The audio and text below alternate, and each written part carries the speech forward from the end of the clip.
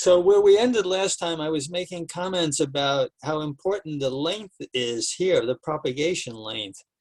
You have the infrared coming in and exciting the high harmonic process, which produces a lot of photons. And just to remind you, there's a high density of atoms here, and there's all of the harmonics, all of the radiation adds constructively in the forward direction, because just the nature of the wavefront coming in here is driving all of these emissions. Losses to the side are insignificant, because for every atom that you can find where there's a HHG recombination and leads to a photon, but the photon would perhaps go out the side at any angle you want, you just have to go a half wavelength away and you're likely to find another atom emitting a photon in that same direction, but it's a half wave out of phase in that propagation direction, and they cancel. It's a common effect.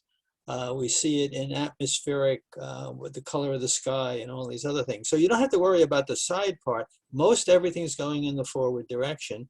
And this is your interaction volume. So it's going to set how much EUV or soft X-rays you get coming out.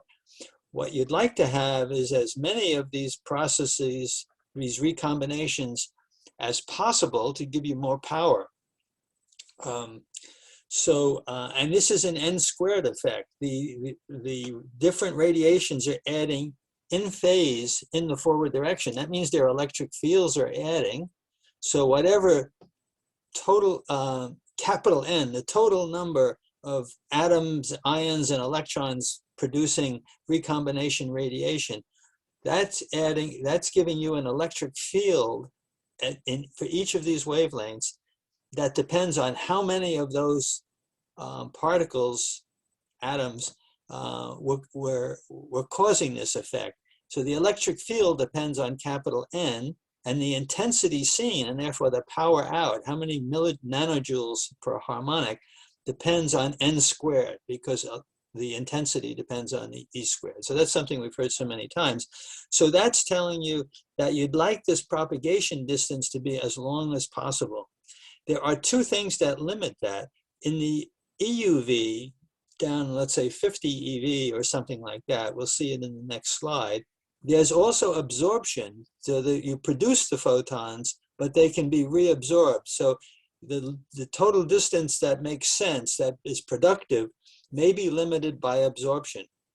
For higher photon energies, the absorption is not so important, but what happens for the higher photon energies is that as you try to make this length longer, there's a dephasing effect. So I wonder, I haven't tried this in a while. Let me see what happens. Yeah, so EUV that's produced in this region,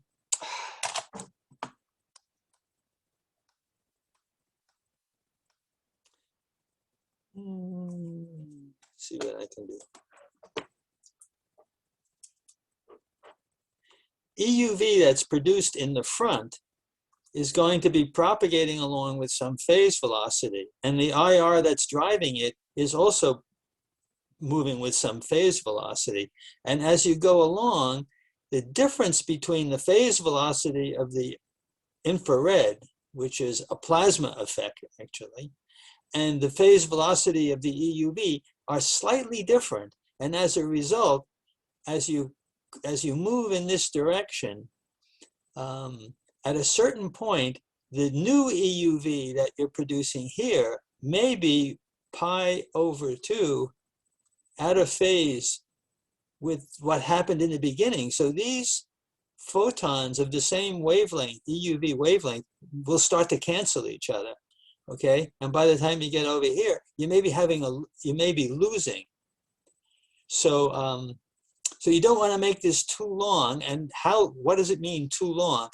It depends on the phase velocity of the infrared, which is mainly dominated by a plasma effect, that the wave speeds up because of the free electrons here. It's one of the reasons you don't want too many free electrons, okay? You just want the right amount. And so there's a phase velocity. It's speeding up the IR wave, but the EUV wave is still going, it's a high frequency. It's still going more or less as in vacuum, small corrections. So anyway, so that's the dephasing distance. Does anyone want to comment on that? Is that clear? Josh, is that clear? Okay. Okay, so next slide. So this slide we saw before, this is the harmonic conversion efficiency. And you notice the numbers are kind of small here. A part is just because of the return velocities being the return distance that the free electron propagates away from the ion back, and it's sort of diffusing, it's spreading, and the likelihood of recombination is just decreasing.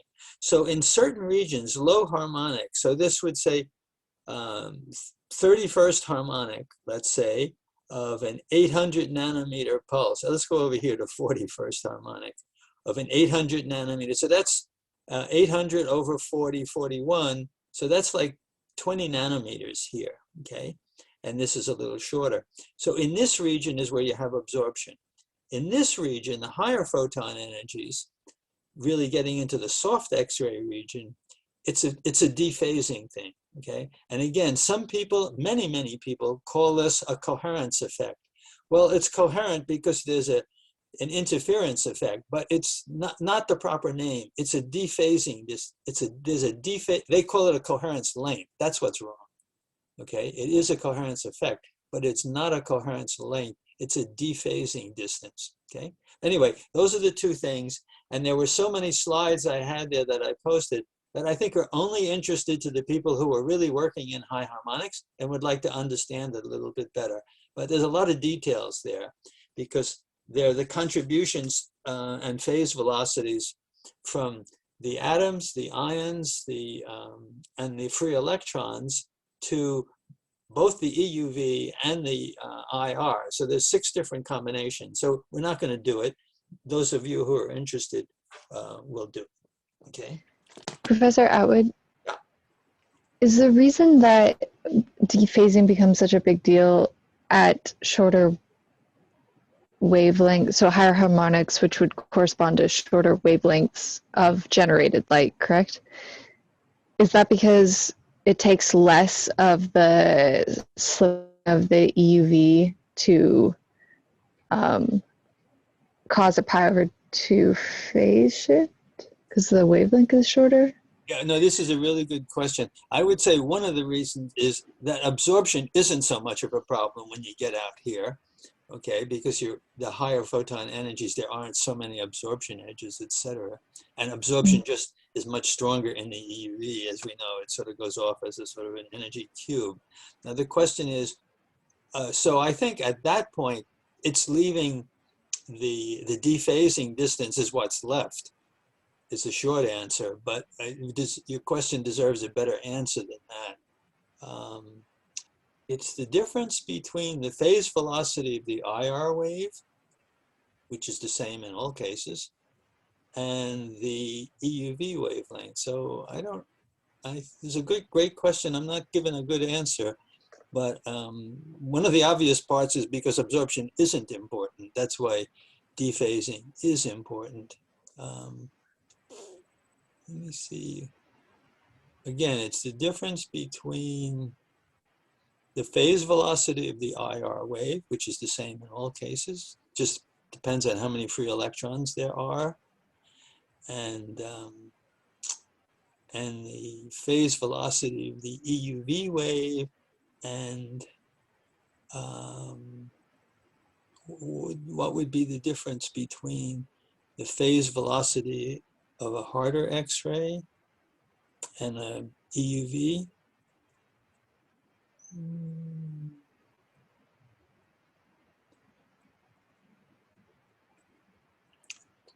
I think it's a small effect. I think it's just that you don't have absorption. Think about it. We'll have to come back to that. That was a great question. Okay. Okay. So so now we're going to go to plasma refractive to plasma effects, and that's all in chapter 8.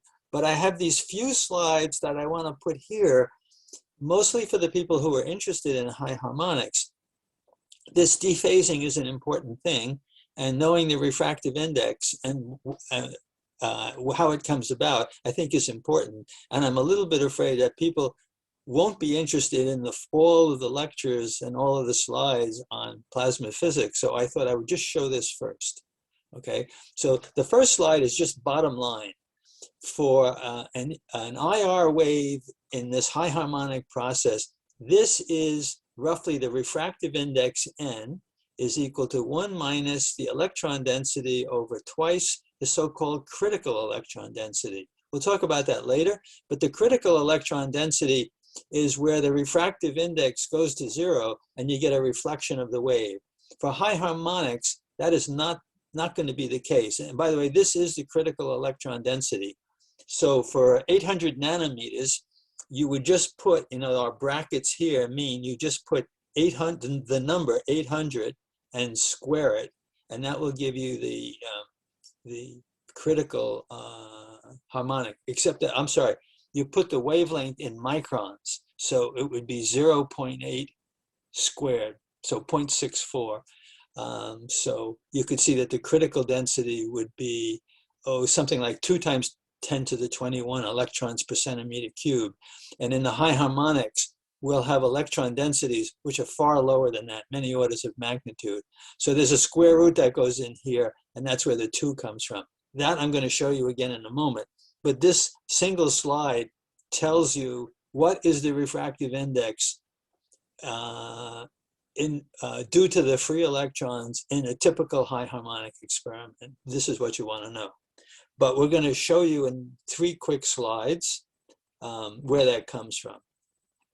So this is a transverse electromagnetic wave, so we need Maxwell's equations, and we need the fluid equations, and everything will be done as we've done before, where we combine these into a wave equation, etc. But the current density J, which is here, there's a minus J, is shown here. This is the electron density, and this is only the electrons. For these very high infrared frequencies, the ions are immobile. They're just so massive, they're just sitting there. And they're providing a neutral background for the electrons, which may be oscillating and moving around, etc. So these become the equations that we need to solve to find the refractive index. So as usual, we combine these things, and we, as we have done before, there's a couple of steps here, and we come up with a wave equation. We get all of the terms with an electric field on one side of the equation, no driver. We just want to find the natural modes of the system, and we identify the speed of sound in vacuum, and we identify what's called the plasma frequency. So this is a definition. The plasma frequency squared is equal to E squared times the, that should be an N sub E. That should be not N. N alone means refractive index. This mistake on my part again. Wrong.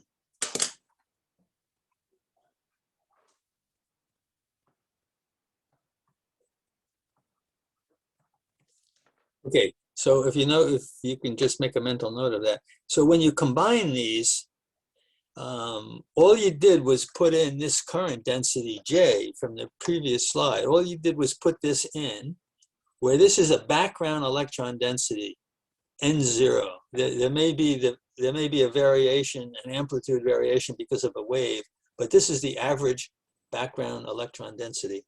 So you go through those things and you combine them as we've done before. And this is what the wave equation will look like for a transverse wave, electromagnetic wave, so our infrared laser pulse in a plasma. This is the wave equation where this omega p squared appears. You just identify it. All of these things appear here, okay? And you identify that as the plasma frequency. And you'll see in a moment, it definitely is an oscillation and a frequency, okay? So this is your wave equation. And then our usual approach is to say, well, okay, we want the natural modes of the system. So we want to know, when can we have an electric field, a finite electric field, for some wave propagating along without a driver. We're not putting in a current at this frequency. We just want to know what are the natural modes of oscillation, which means when can we have a finite field? It means this operator must be zero. And for this, with our usual definitions of the time operator and the del operator, did I put that in? No, I didn't, but I think it's in the next slide. Yeah, well, anyway, oh, here it is. So with this electric field represented in our normal wave, e to the minus I omega t minus k dot r. So this is a propagating wave. It's associated with the transverse wave, in this case, in a free electron plasma. And if we make these operations on this, we get what's called the dispersion relationship. The dispersion relationship is how does the frequency depend on k or wavelength, okay? It's not a constant. There's something else in here, the plasma frequency appears. So this is the dispersion relation, and from this we're going to get the refractive index. So here it is repeated up here. This is a dispersion diagram where you plot omega versus k, okay? Omega versus k. And there'll be a variety of wave, one associated with the electron motion, electron acoustic wave, that's a longitudinal wave, and there's also an ion acoustic wave. But we're neglecting this one because the ions are, we're at high frequency, and this frequency is much higher than this frequency, okay? And when we get into chapter 8, we'll look at the electron acoustic wave, which also appears. But just taking the transverse part of the fields, this was our dispersion relationship. This is what the wave propagation looks like in frequency and wave number, k, 2 pi over lambda. And if you get to high enough frequency, the omega p doesn't matter. This, at a certain point, you're running along this, the phase velocity c. So the phase velocity is omega over k. And for high enough frequency, you're up here someplace. But for lower frequencies, this is saying that when k gets small, so you're over here, so that's 2 pi over lambda. So that means when the wavelengths are long, you wind up in a situation where there's a cutoff, okay? When k goes to, when omega gets down to omega p, omega squared will be equal to omega squared. K has got to be 0, and you can't go any lower. The wave will not propagate. It will not be a natural mode of oscillation. It will be blocked. It will be actually reflected. So, so you only get a propagating wave for omega greater than omega p, okay? And the difference is this k. So now we're going to use that relation, and again, so this is so-called dispersion relation. We're going to use this, and we're going to solve for k in a moment, okay? And it's going to be omega squared minus omega p squared, etc. Okay? So for omega much greater than, not much greater, for omega greater than omega p, there is a real propagating wave, and it has a phase velocity, which phase velocity is defined as omega over k. And that, if we solve from that dispersion relationship, will come out to this, okay? So it's c over this thing, and I need to, what did I do?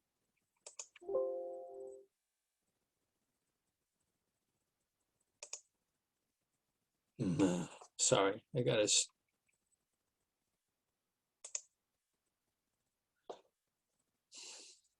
Did I do that?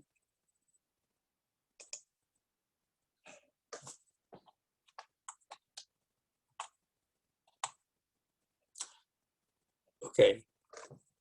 And something just slipped on me. Oh no, I did it again. I can't get this thing out of the way. Okay, the refractive index is omega over k, which is this thing here, okay? And there's a little thing, I was playing with this before class started, and I'm afraid if I try to get rid of it now. So the refractive index, with here, omega over k, is this square root of 1 minus omega p squared over omega squared. And since omega is very much higher than omega p for the kind of electron densities we experience in the high harmonic process, the value of omega is much, much higher for the infrared. And therefore, when you take the square root, you just get this half factor. So this is the refractive index of our transverse laser wave, the 800 nanometer pump wave. This is the refractive index in the plasma. And in terms of a so-called critical electron density, when omega is equal to omega p, that condition, the electron density for which omega p just equals omega, is called the critical electron density. I'm going to explain it a little bit more when we get to chapter 8, but this is numerically what it is, what we were just talking about before. So the refractive index can be written in terms of the plasma frequency or in terms of the electron density, either way.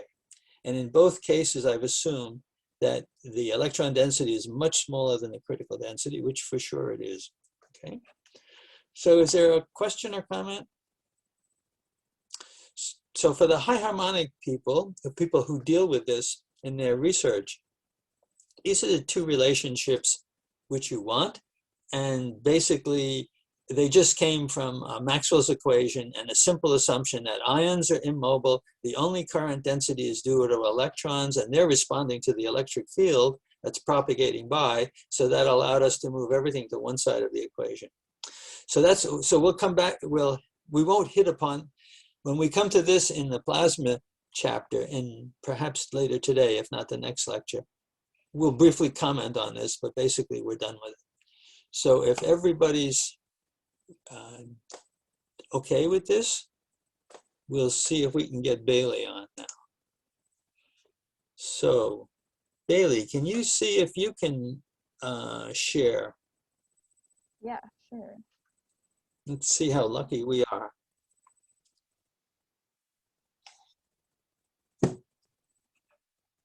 All right. Can you see that? Oh, great. Okay, yeah. So basically, it sounds like we were maybe planning to do a tour of our lab this semester, but since COVID is a thing, we can't all come in. So we have this virtual lab tour that we made for recruitment that I thought I could share with you guys. And so hopefully it's kind of interesting to see what you can do with a high harmonic beamline. And so our beamline is has a pulsed generation of X-rays. So we use a single cycle IR pulse. Well, single cycle you saw last lecture, that it's actually more like 2.5 or so cycles. And it is a carrier envelope phase stabilized. So that's where you make sure that the peak of the electric field is at the same place in time with every pulse. And that's how we get as good of time resolution as we can down to fractions of a femtosecond. Okay, so yeah, this video is narrated pretty well. It's kind of us going through the lab. And so I will just mute myself and I don't know, you can listen. Okay. Okay, this is our 13 millijoule laser system from Coherent. It's seeded by a small oscillator laser called a Vitara, which is that box back there. The beam gets routed into this big box here called our amplifier, where the seed gets amplified by these two pump lasers here. So one pump laser amplifies the power by about 10 millijoules, and this pump laser does the same thing again. The end result is at the output of this box here, we get a 13 millijoule, 30 femtosecond laser pulse that gets split into two arms, a 9 millijoule arm and a 4 millijoule arm. The 9 millijoule arm goes to our Attosecond beamline, and the 4 millijoule arm goes to our solid state high harmonic generation beamline. On our Attosecond beamline, we're interested in generating, obviously, attosecond pulses, and we generate them with a few femtosecond 800 nanometer light pulses. But as I told you before, our laser outputs 30 femtosecond pulses, so we need to compress those down to be single cycle. The compression process works by coupling our 30 femtosecond pulse into a 6.5 meter long fiber, where after the fiber compression part, the pulse becomes about 3 femtoseconds. So as you can see here, the beam comes out of this hole. It's about 9 millijoules, and it bounces off all the mirrors in this fashion. Here, here, here, here, here, here. This is a focusing optic. So when the beam bounces off of this, it focuses over a distance of 2¼ meters to a very, very small spot size at the entrance of our fiber. So this is the entrance of our fiber here, and the fiber starts here and is about, in total, 6½ meters long.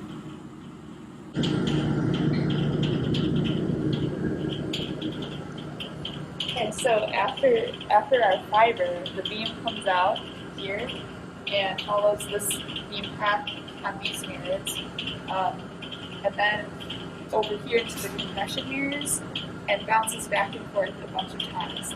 And what's happening here is we're taking our 30 femtosecond pulse that's coming out of our fiber that's highly chirped, and we're compressing it down to, after this box here, to about 3 femtoseconds, and then it goes into this chamber that has our high harmonic generation.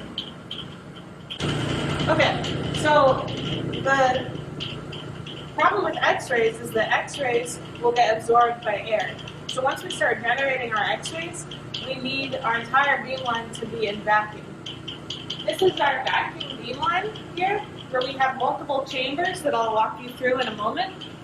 But all these chambers have lots of controllers and electronics parts in them. So you can see all this wiring and all these controllers that control motorized components inside the chambers. A large component of our work on this beamline is to be able to control the entire beamline remotely with computers. So we spend a lot of our time writing LabVIEW programs to control all the motorized components. This here is our, what do you call it, like a battleship station, where we control everything through this LabVIEW programs that we've written. Okay, chamber 1. The first thing we do is we split our beam into a pump arm and a probe arm, which I'll discuss now.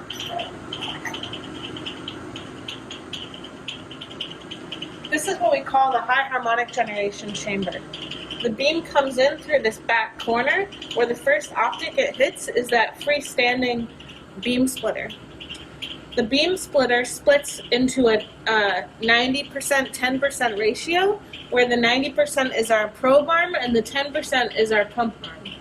So the path of the probe arm is it gets transmitted through the beam splitter, it bounces off that mirror, comes all the way over here to this one, hits this one, then this one, then this one, then comes back over here to this one, and focuses into our high harmonic generation gas cell, which is this 3-axis motorized stage with a 500 micron pinhole on the tip of it that we feed gas in through this line here that goes outside of the chamber.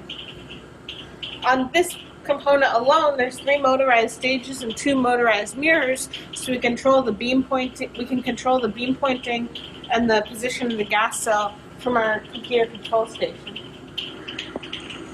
On the pump arm, we are time delaying a visible light pulse. And so the pump arm, the beam gets reflected off the beam splitter, hits this mirror, which is a motorized component, then comes onto our delay stage, where it gets reflected off these 2 mirrors, off the delay stage here, to this mirror, this mirror, this mirror, this mirror, and gets periscoped into the next chamber. Alright, so here we have our probe arm, our probe beam coming through this tube, and our pump coming through up here. In our probe arm, we have an iris that controls fine positioning so that we can align things correctly. And we also have, to the left, filter shutters to block out visible light and just keep our X-rays. And then we're going into another vacuum chamber here.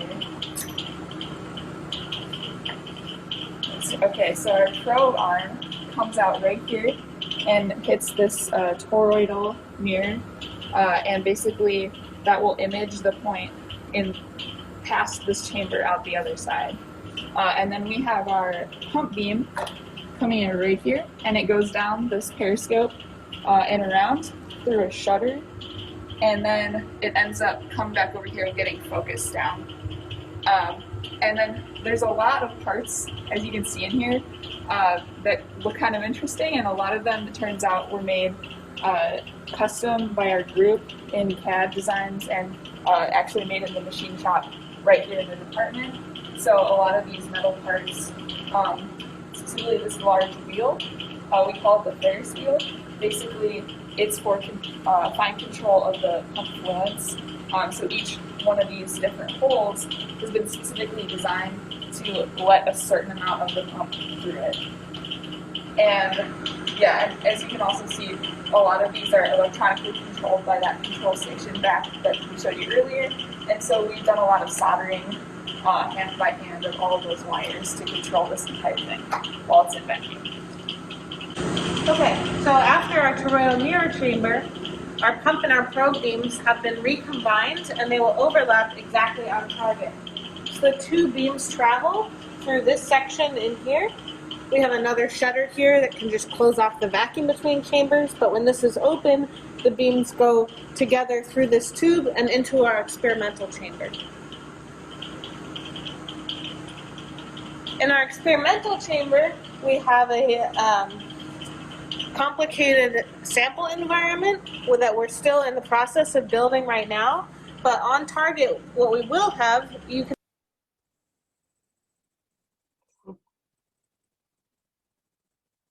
probably notice the gas cell, which is that white thing sticking up.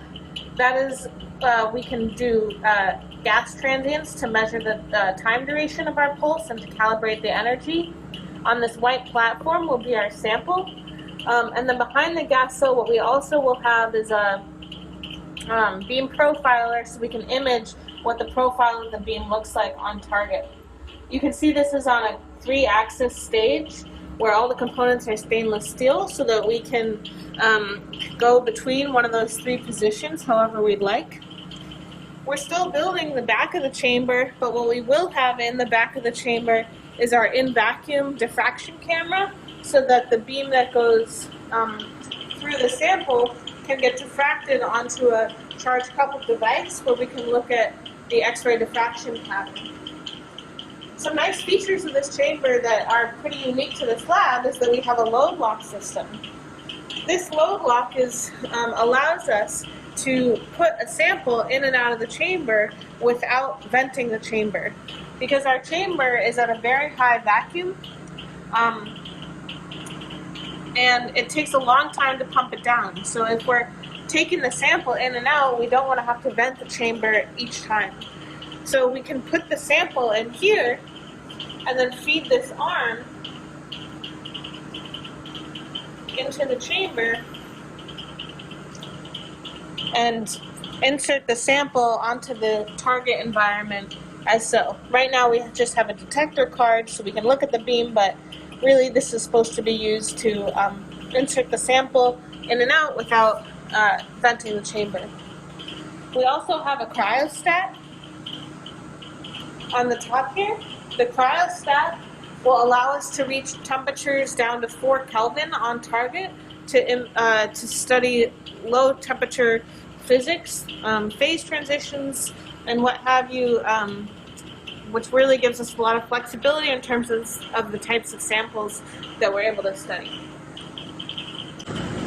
All right, so our last little vacuum chamber here has our grading filter. So basically any signal coming out of our vacuum chamber will get separated, dispersed into all the different wavelengths of light in this chamber, and then it goes through this big tube, and we can collect the signal over here and choose what wavelength to look at.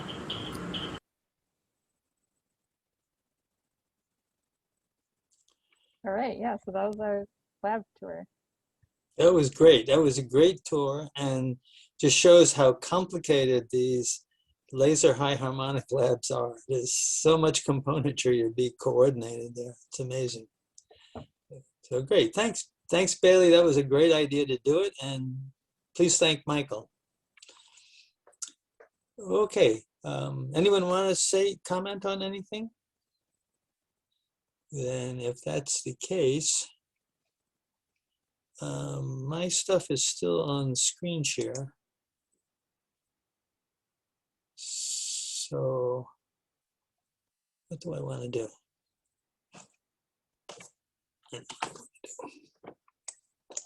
Professor, Yeah.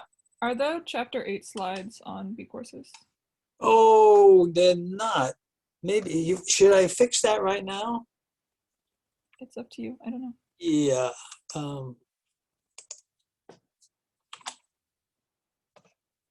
Still, I want to shut this down. Okay, give me what time? Oh yeah, it's worth it. We have the time. So give me a second to do that.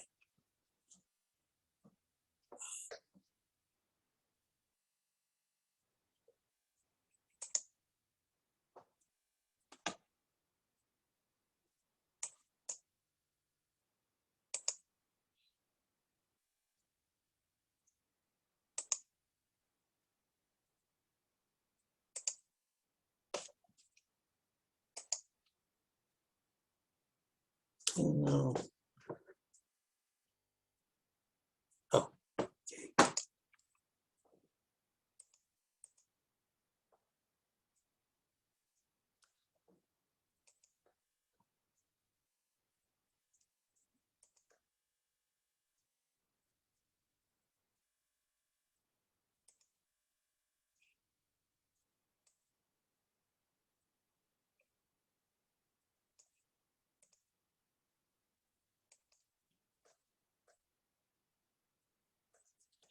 Okay, they're uploading now.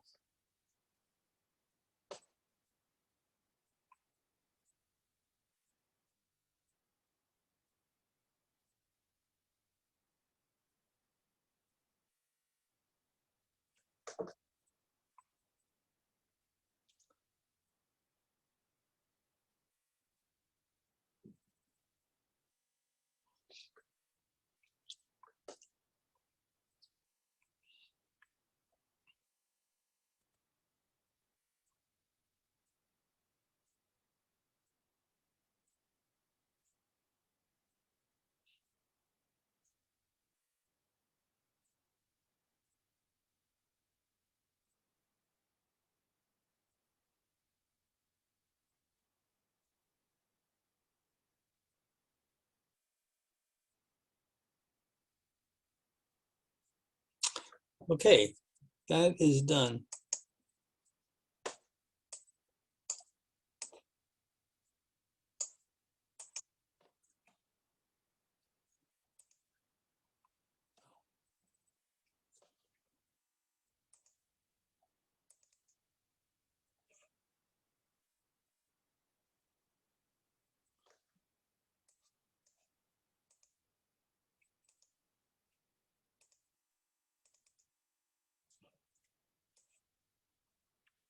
Okay, so these slides are now uploaded to the B course site. And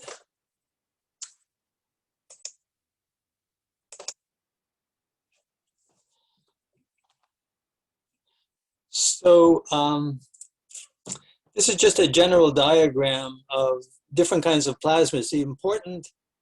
The absolute most important things about being able to characterize a plasma is to know what is the electron density, plotted here in electrons per cubic centimeter, versus the electron temperature.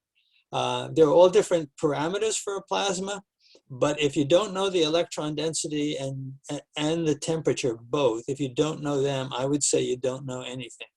You're just completely in the dark. So here are some of the parameters, just for general. There is a plasma frequency, which we saw before, just pops out of the wave equation when you have a current, when you have free electrons only, and it depends on the electron density. So this is, electron density is the most important thing. You might call the parameter the plasma parameter. And yeah. And there's the electron temperature. And the electron temperature controls what's called a Debye length, which will be plays a role in where the dispersion relations fall off. It has to do with screening. Okay, screening of plasma processes versus just individual electron processes. Another important parameter for some cases, for instance, for the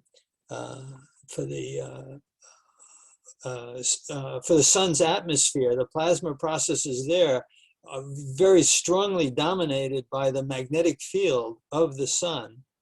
You remember the corona pictures with this flame and this big loop going up and coming back down, and we're seeing emission in the EUV we saw, but and that what's making them, the electrons go up, the atoms actually, the ions go up and come back, is that they're following these big loops of magnetic field, and they're all over the sun's atmosphere. And when there are very many of them, and it's the sun's surface is very active, it's called a solar event, which will send a lot of charged particles to bombard the Earth's atmosphere. And then when they get here, they wrap around because we have a protective magnetic field. But at any rate, so if you were looking at processes in the sun's atmosphere, magnetic field would play an important role, and there is a so-called cyclotron resonance. It's the frequency with which an electron would do a helical motion around the magnetic field. Okay, so it's EB over M. Okay, another important thing, depending on your processes, is the expansion velocity. We'll see in a moment a slide in which we talk about laser light illuminating some material, dense material, which is in vacuum. And when the laser light heats it, it heats up, hits the surface. It heats the surface locally and up to very high temperatures, and so high that there's an ablation process. Some of the atoms actually becoming ions and free electrons, they start coming off the surface into the vacuum, and they move away from the original surface at some velocity, which I call here the expansion velocity. And that expansion velocity depends a little bit unusually on the electron temperature, but on the ion mass. And we might say, well, why does it depend on the ion mass? It's, you know, so when the laser light comes in and hits a target of some kind, a little glass sphere or something like, or a little microsphere of tin in the EUV lithography process, the light comes in, heats the surface high enough, hundreds of EV, let's say, and material starts to come off. It's both ions and electrons, and they move away. The electrons are the ones that absorb the energy. They have the kinetic energy. The ions don't have much of the kinetic energy. They were too heavy to oscillate and gain energy. So it's the electrons which are leading the charge, but they can't get too far because of charge neutrality. As they move away from the surface, they would be leaving all of those ions of positive charge behind, and the positive ions just pull on them. So the electric field between the two makes sure that they actually move off the surface together. So the plasma moves away from the surface at a velocity driven by the electron temperature, but slowed by the ion mass. So it's a combination velocity. The critical electron density we'll talk about in a moment. So when the electron density is such that the plasma frequency just equals, and the frequency of the wave just equals the plasma frequency, in that condition we call this the critical electron density. And this is what it turns out to be. Okay. This is a velocity distribution. So not all electrons are moving with the same velocity, and we call this the velocity distribution. And it tells us that there's, in general, for some near equilibrium plasma, that there's an exponential decay here. There's some peak of the electron density, and then it decays off. So we'll see this in a moment. And that electron density, this is dependent on the electron temperature and the electron mass. Okay, so, okay. A convenient model is to say, well, sometimes these plasmas, although they only last nanoseconds or picoseconds or femtoseconds, they can actually be in a situation that's not too far from equilibrium. And these are relationships for an equilibrium distribution, which would be black body radiation. And black body radiation radiates an intensity which is dependent on temperature to the fourth power. We're going to see that. And it has a peak of it has a peak of emission. And the peak of the emission happens at about 2.8 kappa T. So if you had an electron temperature of your plasma of 100 eV, it would have a peak emission at 280 eV, and then falls off rapidly by this Gaussian. Okay, so this is just to give you a general sense of which parameters you may encounter, but for everything we're going to talk about, well, in all cases, you've got to know the electron temperature, the electron density and the electron temperature. If there's a strong magnetic field, you certainly have to know about that.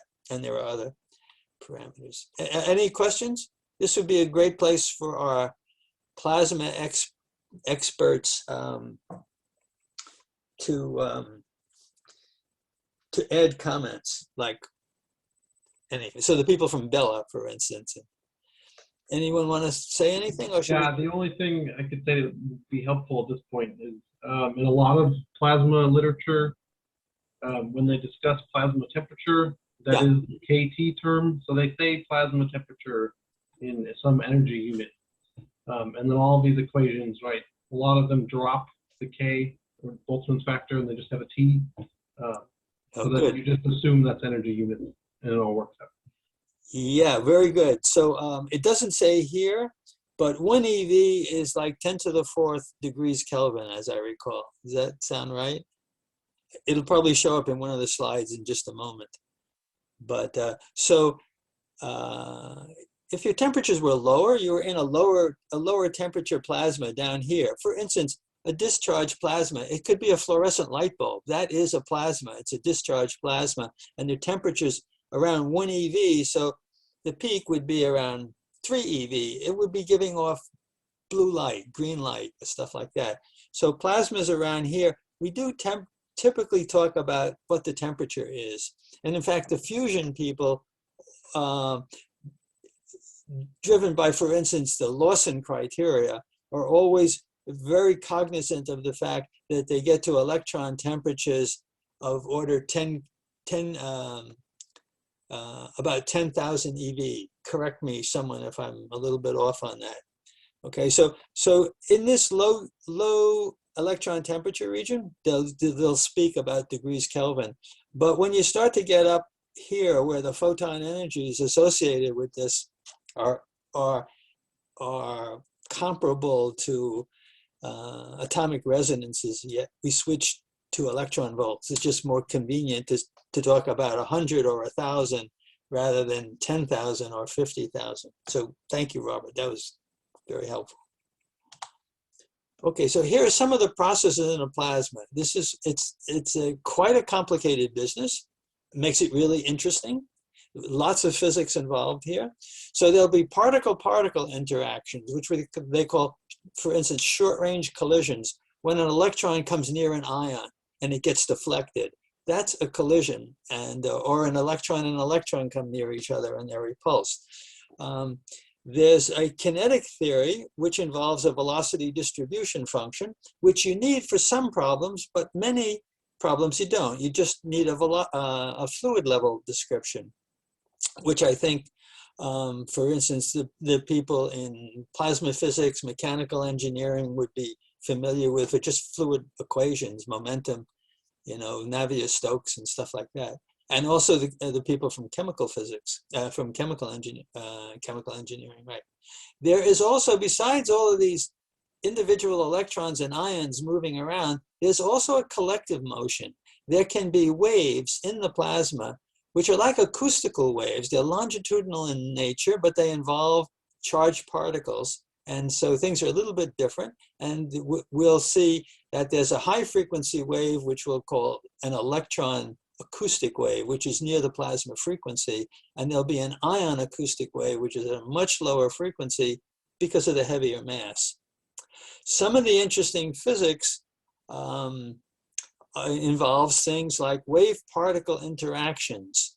So when does a particle interact with a wave? What unusual things happen? We'll give the example of Landau damping, and I'll think of some other things, excuse me, to talk about when we get there. But you could have an electron wave, and then you have electrons around that, and the phase velocity of the wave may be comparable or not comparable to the electron motions, electron velocity. So if you have a wave and a particle moving together, there's a lot of time for interaction, and interesting stuff happens. Okay?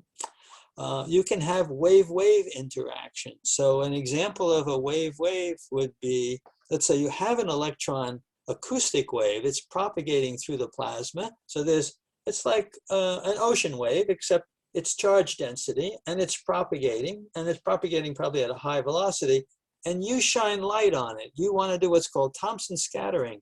You're going to shine light on it. So the light coming in is a wave, and the electron acoustic is a wave, and one scatters off the other and produces Bragg-like scattering conditions. So that would be an example of a wave-wave interaction at the linear level.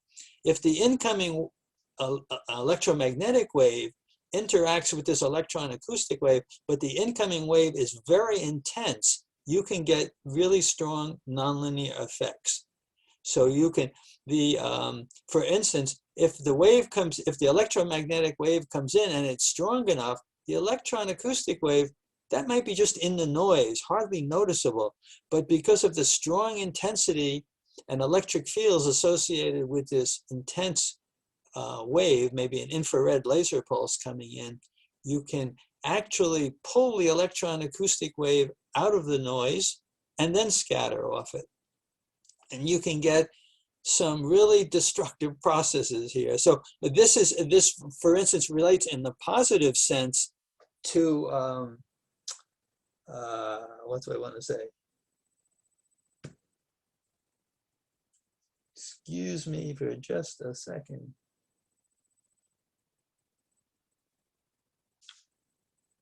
To Bella, right? So with Bella, you're going to have a really strong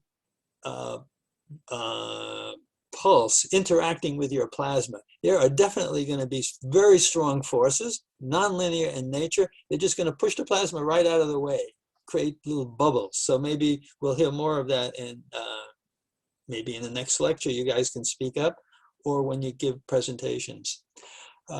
As a result of all of this, there'll be both a continuum emission. For instance, these particle-particle interactions, electrons flying around all over the place and coming near ions at different, the electrons coming in with different velocities and different degrees of closeness, so-called impact parameter, to the ion before they get deflected. And they give off photons which depend on their incoming velocity, energy, and how close they were to the ion, because they'll get, if they come in very close to the ion, they'll get a very sharp, the force will be very strong, and they'll really be deflected. And when they're deflected, that's a higher acceleration, higher photon energy. So depending on the impact parameter, how close the electron comes to an ion, you get all different photon energies. That's going to give you a continuum emission, okay? You can also have, however, you're going to have a lot of ions there. They've had electrons removed, different, for instance, and there may be different charge states for the same ion, I-O-N, and they can all be having excited states and giving off photons, characteristic photons. We'll see some examples of that in a moment. And so there's density and temperature we talked about, and both the density and the temperature in general will depend on space and time. Okay, so did someone want to comment? Okay. So this sort of says the obvious, but it's worth saying actually. Trying to understand what's going on in a plasma, you have theory. There are certain things that you know and equations you have, and you try to understand what's happening with the electrons and the ions and the waves that appear. And so you have theories. You know, we're going to look at combinations of Maxwell's equations and fluid equations, and we'll try to get some understanding of what kind of waves there are and how they might grow in amplitude. So that's theory, mathematical, but you can only carry it so far. We only have so much mathematical power. So we often go to computations. Not only often, we have to go to computations, because these things, even where you have the theory, because of the density and temperature variations, you have to do simulations of some kind of computations to understand not only the nonlinear parts of it, but just the complications of so many particles. Okay, and then there are experiments, and if you don't do experiments, you don't know what you left out. You don't know if you've used Mother Nature's fully three-dimensional equations with all the non-linearities. You need to do experiments, and basically you need to find yourself a space where you're using both theory and computation and experiments. And you might say, well, how about just doing computations and experiments? That should cover a lot. It does, but it doesn't show you the trends that the theory would tell you, that something is increasing as E squared, or something depends on intensity with some threshold or something like that. So you really need all three. It's like a stool with 3 legs. If you only have 2 legs, the stool falls over. Oh, and so we'll give some examples of all of these things in the next few lectures, okay? Oops, did I go backwards? Yeah. So we're going to talk about these 2 things. We still have some time, so we'll get a start on this today. One will be, first of all, what equations are we going to solve? And how are we going to develop those equations so we know which equations to solve? So let me start with the bottom one here, where we have these control volumes, where you have something coming in, like here, it's a momentum coming in at a position z, and then there's what's the momentum going out. And so these control volumes, I believe, they are strongly used in different, to understand fluid level processes in a plasma. This is what you would use if you don't need any kinetic information about certain velocities having a special role or the velocity distribution. This is what you would use, and you would develop the rate of mass change or density change, a continuity equation, the rate of momentum change for a fluid, looking at different parts. So this would be the momentum equation. And in the momentum equation, it's like F equals ma. It's the force equation for a fluid. And when you do that, let's say in a normal non-ionized gas or liquid or something like that, you'd have certain forces being applied, like viscosity and pressure differences and the like.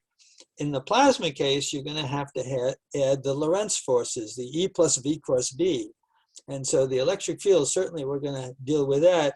The plasmas we're dealing with, the magnetic field, not so important, so we won't use the full Lorentz equation. But anyway, this is a common way of developing the equations of conservation of mass, conservation of momentum, conservation of energy.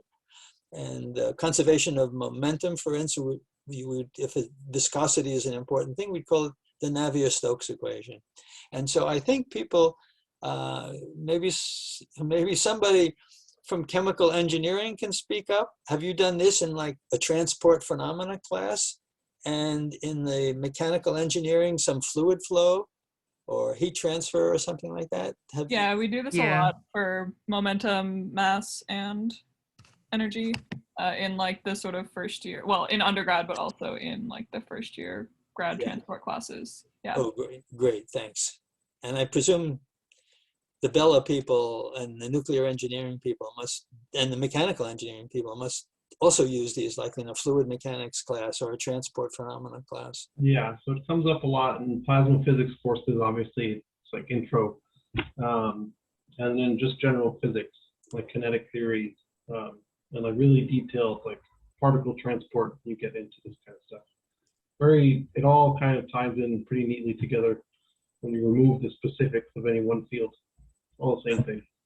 Right, okay, great.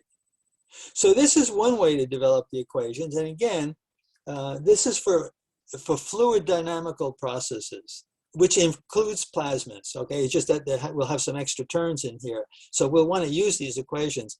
The other approach that's shown here as number one is of kinetic theory, where you involve a velocity distribution function. There's a little bar on the top here, which just means the velocity distribution function is a stochastic. It's got a gazillion little electrons and ions, let's say electron distribution, and they're going all over the place, and it's completely stochastic because of the time scale of the interactions here. And so we want to average that in general to develop some equations that we can use and computationally also study. We'll introduce some average, some time average, which is long enough that you average out the really high frequency interactions of one electron coming near another electron, you know, some who knows what, less than an attosecond. So we're going to look at this, and we'll be aware that we're actually going to develop these same fluid equations from the kinetic equation. And I guess that's what Robert was referring to, that you can start with the kinetic equation. So I'm going to show you how it's been written up in the book. It may be of interest. In fact, I would really like to know when we get to this in another slide or two, how interesting is this to the people who are interested in the plasmas in this class, okay? And from this, you wind up taking what I call, there is a thing called the Vlasov equation. We'll outline how it's developed. It's in the textbook and in great detail, great detail. But when you take this equation and you multiply it by velocity to some power, n equals 0, 1, 2, v to the 0 will, and integrate it over all velocities, will give us the conservation of mass, continuity equation. When n is equal to 1, we'll get the momentum equation out of this, same as we would have done here. And then you can go to higher orders where v squared is an energy term, and you'll get an energy equation. Okay, so that's just the next half dozen slides involve starting from an absolute microscopic description, getting a kinetic equation, and then taking the moments to get the fluid equation, which you could have gotten this way. So yeah. Okay, so these are three levels of understanding the plasma. One is so-called microscopic, where you know the position and the velocity of every particle. Particles are labeled with some index I, and you have these equations of motion. This is the velocity for that ith particle, and this is the force equation. And this is usually analyzed with a numerical simulation of a finite number of particles, where you track every particle and you do it in steps to see how the particles get redistributed as they come near each other, etc. And so it's microscopic, and you actually, in this work, you're looking at every single particle that there is there, and what is its position and velocity as a function of time, and you do it in time steps, okay? So it's almost completely done computationally, but you can start this with a so-called Klimantovich equation. Do you guys know? Okay, good, Robert. So we'll show that we could start with a Klimantovich equation and mathematically develop into a kinetic equation, okay? So where this is a velocity distribution function, we call it kinetic theory because it tells us details not of every particle's velocity, but this is breaking of all the particles we have, how many are going in this time, in this velocity slot, and this velocity slot. So we break this up, and we have a function which is telling us how many particles have this different velocities, okay? So it's a velocity distribution function. And in general, it depends on space and time, because if the plasma is heated up, let's say near the surface and expanding, the density and temperature are different as you go away from the original surface. And so the velocity distribution is likely to will in fact change with space and time. So we call this the kinetic theory. And the example we'll give here of kinetic theory is where some electrons interact with a propagating electron acoustic wave, and we get what's called Landau damping. We'll see that. And so this is a reduced detail from the microscopic. You've gone from knowledge of every particle's velocity to now just velocity groups, okay? The next level is to average out the velocity distributions, as we saw just a moment ago, where you take these moment equations, and that will get you the fluid equations also. So, and now your parameters will be the electron and ion density, the electron temperature, perhaps the ion temperature, pressure, velocity, average motion, oscillating velocity in a wave, etc. Okay, and the fluid equations that we'll deal with are conservation of mass, momentum, and energy. So this is something about the three. It's just this is the kind of equations we're going to see. So the microscopic distribution, you know, there's no bar over this. This is a completely stochastic quantity. It's microscopically tracking every particle's position and velocity, and the particles are represented as delta functions in space and in time. So we're going to sum this over all the particles. That this velocity, microscopic velocity distribution, tracks all the particles, okay, in principle, right? How many can you track? And they're delta functions. So this is telling you, as a function of position, what is the velocity of some ith particle as a function of time. And it's a delta function. And the same thing in velocity space. So when you're tracking a particle, if this is finite and this is finite, then you're actually tracking a particle, okay? And in this, we will go from this, I'll show you that you can go from this microscopic velocity distribution function to an equation, which is called the Klimantovich equation, plus Maxwell's equations. You always have Maxwell's equations, okay? So that's microscopic, tracking every particle. Averaging that out, if you average it out over some little cube in space and time, you can come up with something that you can deal with analytically. This is difficult. This would be difficult to deal with analytically. You can do it computationally, but if you do an averaging, and now there's a bar on that, so you've averaged over some volume in space and time, and you'll get an equation which is called the Vlasov equation. So this was the Klimantovich equation. They look quite alike, but they're quite different because this is a stochastic quantity and this is an averaged, reasonably well-behaved velocity distribution function. And there'll be some collision term, which unfortunately we normally have to ignore. There are some cases where we can deal with it, but anyway, so this is a Vlasov equation which describes the evolution in space and in time of the velocity distribution function. How does it vary? For instance, if you're heating the plasma, the velocity distribution will show a spread towards higher velocities because you're heating it. There's more particles and higher velocity. So as a function of time, if you're heating your plasma, that would show up here. If the plasma is expanding into a vacuum, the electron density is going down, and the velocity distribution function may show that also, okay? And then you can take the so-called moments, where you multiply every term here by v to some power, as we saw before, and do an integration, and you'll go from this kinetic description to the fluid description. And always with Maxwell's, always combined with particle equations plus Maxwell's equations. And in the fluid equations, this is the equations that you'll get going through this process. You'll get these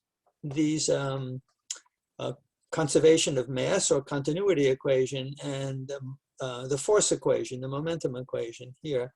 And you notice we've left out viscosity because everything's so hot, okay? So this is what we could have gotten through that control volume, if this is all we were interested in. The reason for going through this process is, if you're interested in plasmas, there's a lot of different phenomena, and you may need more than the fluid equations to get what you want. For instance, you might need, for instance, for this Landau effect, damping or growth, Landau growth, you'd have to go to this. You couldn't get it from the fluid equations. Someone want to comment? Somebody from Bella? Or just interested? No? Okay. So, okay, so here's a velocity distribution function, f of v, and it has some character. If it's a Gaussian like this, a thermal plasma, there'll be some characteristic electron velocity shown here. Depends on the electron temperature and mass.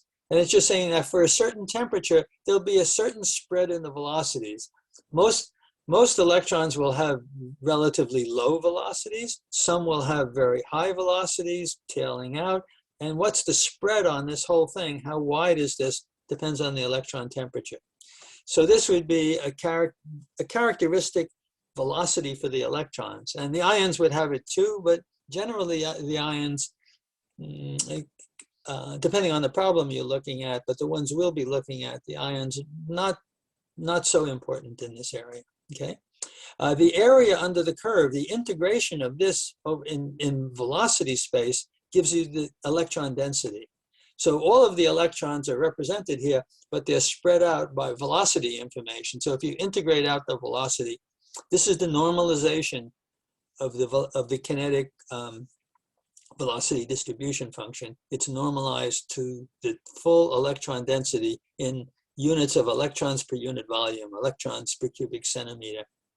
Okay, and the kinetic theory describes how f of v varies in space or time.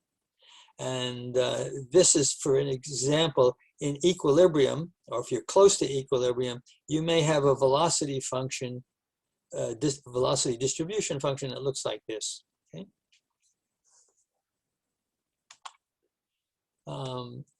Besides having individual electrons zooming around in all directions and colliding with each other and with the ions, we can have waves. So this is shown here as electron density being plotted versus position, and there's an electron wave. It's high electron density here, a lot of minus signs, less electron density here, less minus signs, and again, and this is a wave that's moving, and it's moving with some phase velocity.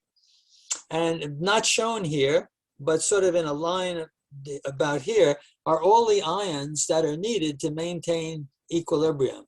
So depending on how many electrons were ripped off the different atoms, there'll be a certain number of ions here. And they're imagined here to be just uniformly spread, just providing a uniform positive charge density distribution, okay? And a wave like this, if it's an electron wave, we call it, they can have different names, but a very common name is to call it an electron acoustic wave, because it looks like a sound wave. It propagates longitudinally, okay? And it has a dispersion relationship, which we're going to derive, which also depends on the plasma frequency, okay?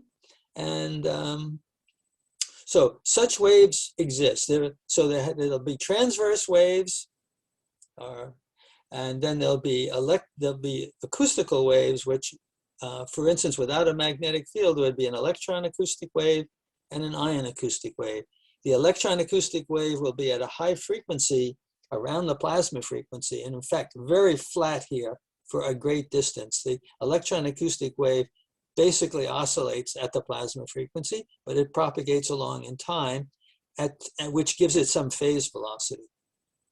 Okay, and there'll be a very low frequency ion acoustic wave, and they definitely will exist, but they're going to be at a much, much lower frequency because of the ion mass. So, okay, so we've seen something about individual charges moving around, and now some waves in a plasma. We call this a collective phenomena because there's a lot of charged particles involved in this. And so, Professor Attwood. yeah. So, first of all, when we're talking about electron temperature, Yeah. are we talking about I mean, I always think about temperature as being like a sort of measure of movement of molecules, but in our case, I think electrons. Are we talking about how they're moving or their temperature when they're connected to their ions, or like when they're on the atom, or when they're away from the atom? Good question. No, we're talking about a case where in our plasma, somehow or other, we've provided enough energy, either by pumping in infrared laser light or pumping in electron energy. Somehow or other, we put a lot of energy to heat up a bunch of atoms, and we've heated them up to a temperature which is high enough that electrons are stripped off each of the atoms. And in our case, we're going to be looking at situations where they're fully ionized, where there's at least one electron taken off every atom. And so we're left with a bunch of ions moving around randomly. And the electrons which left them are no longer connected to them. They're just in a sea of electrons, but the electrons within that sea are moving in all different directions. And the temperature is a measure of what's the spread of those velocities of those electrons. Okay, it's a spreading effect. So how wide is the velocity distribution function? If it's very narrow, that would be a low temperature. And if it's a very hot plasma, this thing would get spread out because it's got to get to include some very, high velocity electrons. So there's an electron gas, if you will, free electron gas. Electrons are no longer held to any individual ion, but there is a distribution of ions there for charge neutrality. If you didn't have that, the electrons would all repulse each other and go flying away. So you need to keep the ions there, but they're heavy and immobile. And again, so the temperature is, as you said, it's a measure of not just how warm things are, but what kind of velocities there are. So if, for instance, it's around 86 degrees where I am right now, and that means that the molecules in the air are moving around at a higher temperature, and they're hitting our skin and giving us more energy, and we feel warmth. So that sort of temperature of the air around us is reflecting that there's a bigger spread of velocities. Okay, is that okay?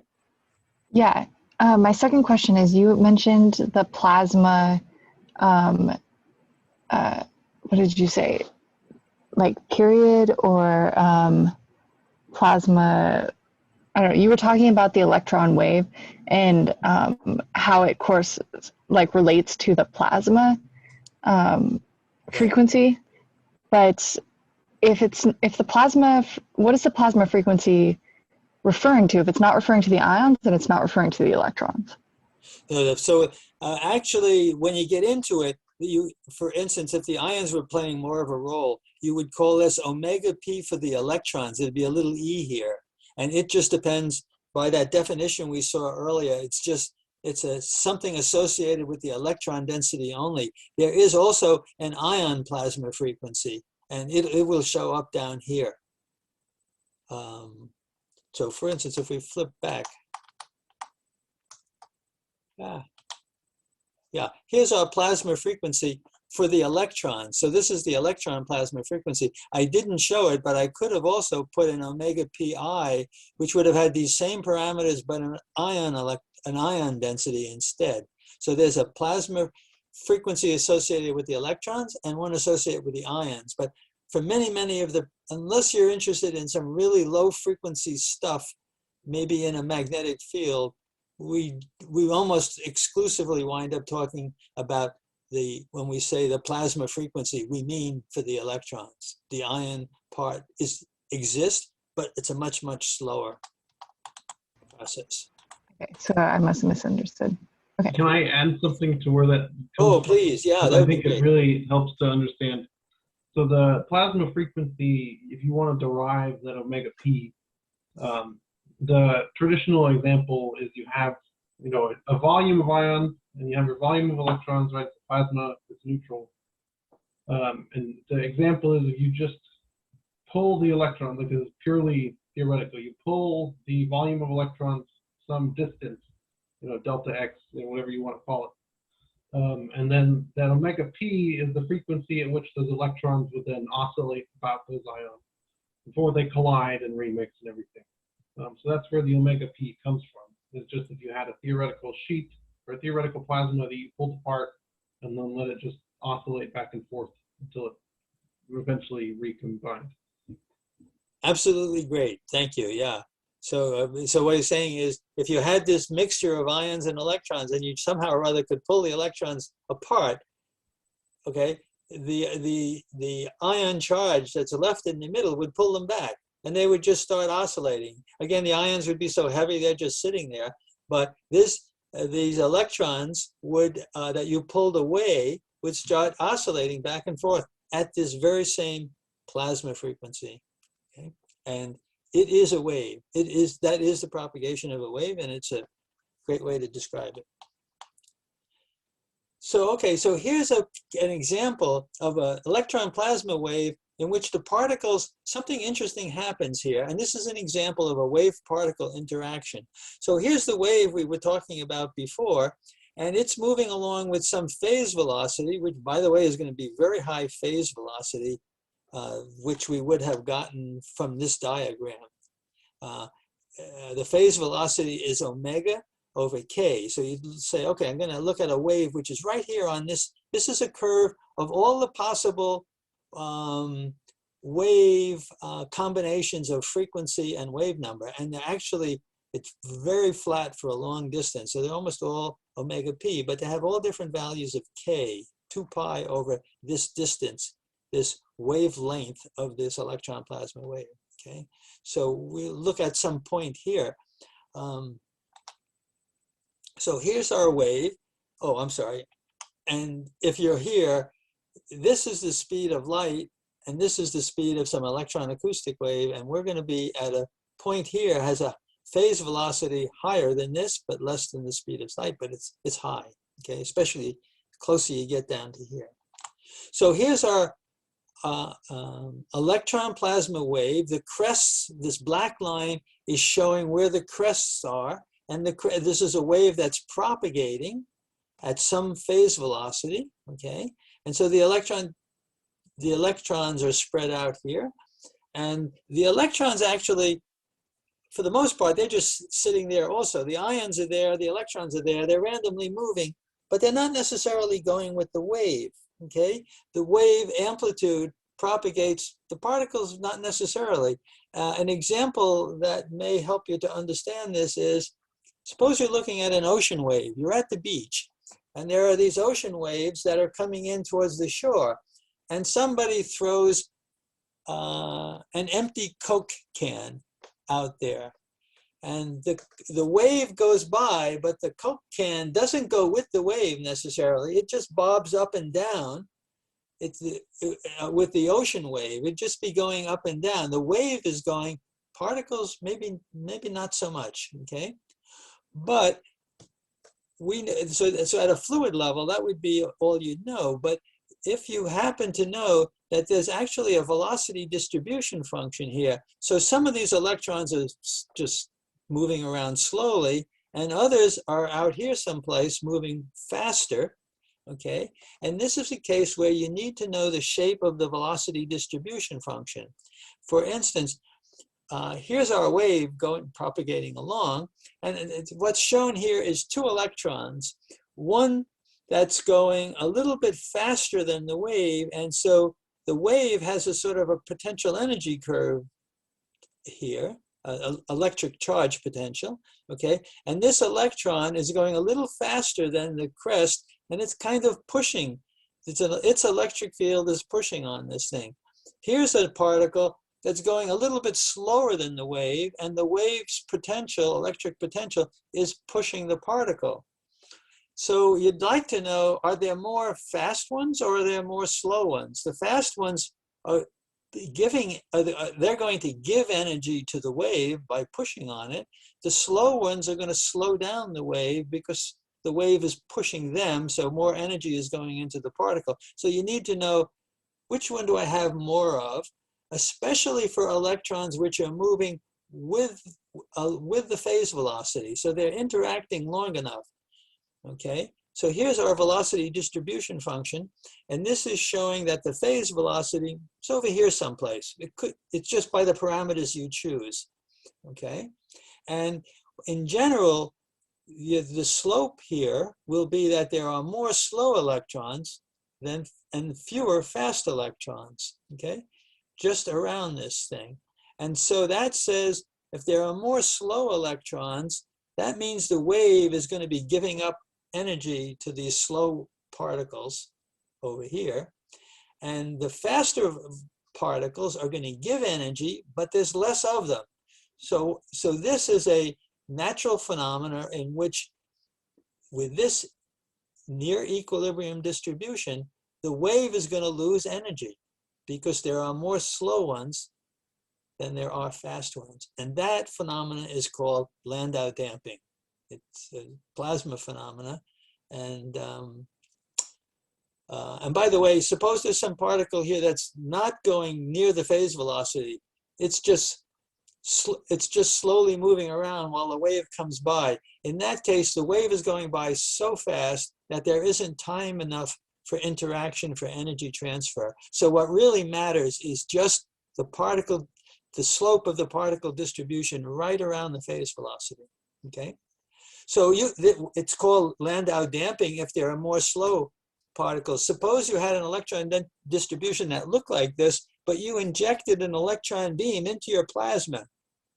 So people have done these experiments. So they have this equilibrium distribution, but then they shoot electrons in just with this velocity, which is just over here. So they'd have this distribution, and then they'd have a bump coming up here, okay? And in that way, they could have more fast electrons. And rather than have damping, they could have Landau growth. So this is an example of wave-particle interaction. And it's an example which requires a kinetic distribution. You need to know a velocity distribution. Oh, and I see we're out of time. So when we come back next class, we'll talk about wave-wave interactions. And we'll see incident wave, some plasma wave, and some scatter wave. So a great example of this would be Thomson scattering, a great diagnostic for plasmas, okay? But there are many, many other examples. So I guess, does anyone want to make a comment before we all sign off?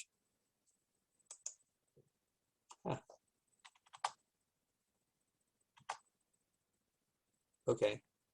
When I was a graduate student, there was a rumor going around that Landau damping was not real, that there were reasons that Landau damping was not a real phenomenon.